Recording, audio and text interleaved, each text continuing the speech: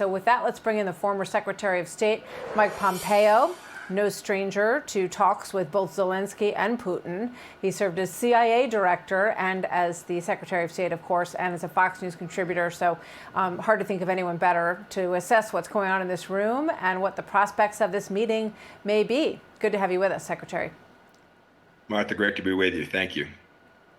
So tell me what your thoughts are, having watched this very unique format of this meeting. And now, of course, they're going to go behind closed doors and push further on what all of this would look like in terms of a security guarantee.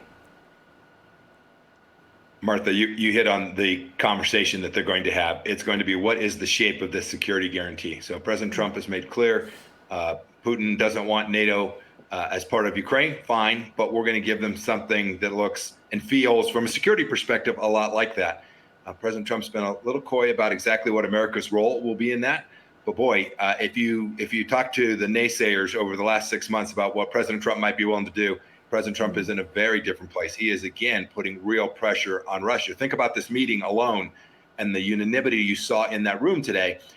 Putin watches this too, and he says this is a united front protecting Europe in a way that it has not done for an awfully long time. And so that is a wonderful thing to convince Putin to change his mind.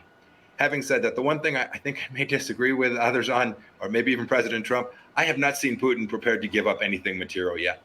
I haven't seen him agree to anything significant that would materially change how Zelenskyy will have to think about the risk associated with coming to an agreement with Putin. I hope I'm wrong.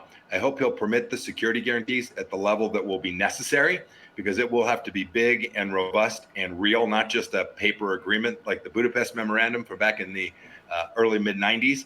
This will have to be a serious security commitment, and Putin will have to accept that. I'm not convinced he's there yet. I hope I'm wrong. I hope he said, yep, that'll be fine by me. I also haven't seen any willingness to return those 20,000 children that he's taken. You know, we talk about hostages in Gaza, 20,000 children being held by Russian forces inside of Russia today. So there's still much work to do. The fact that the Europeans all came to Washington today to support President Zelenskyy and President Trump in this effort, I think is an enormously good thing. Yeah, these children, many of them are orphaned by the war. They were taken to Russia. Some of them are not orphans. Some of them have parents who are waiting for them to return. You know, but I want to get back to this security guarantee and what shape it takes. And if you're, put yourself in Putin's shoes right now, because you've certainly watched the man at work closely. Does he see any distinction between Ukraine becoming a member of NATO and all of these countries who are unified? We just heard the president of Finland call it Team Europe and Team US, making a security guarantee. Is there any distinction between those two things for Putin? No, Martha, probably not from his perspective. Two thoughts. One, he often says, or you even see people in the United States say, you know, it's right for Putin not to want NATO on his border. We just saw the Finnish leader. We have NATO on the Russian border today. So that's just that's a ruse that Putin puts forward. It depends what the shape of that security tool is. Is it multinational? Is it real? Are there real weapons, real forces, real intelligence sharing? Is there a shape to this that looks and feels like NATO, or is it just a scattered outpost?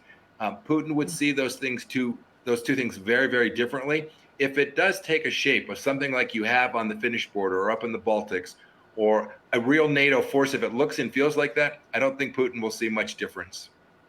All right, Secretary Pompeo, thank you very much for weighing in today as we watch this meeting that was hastily put together at the White House, but it was quite impressive in terms of the setup there. Hey, Sean Hannity here. Hey, click here to subscribe to Fox News YouTube page and catch our hottest interviews and most compelling analysis. You will not get it anywhere else.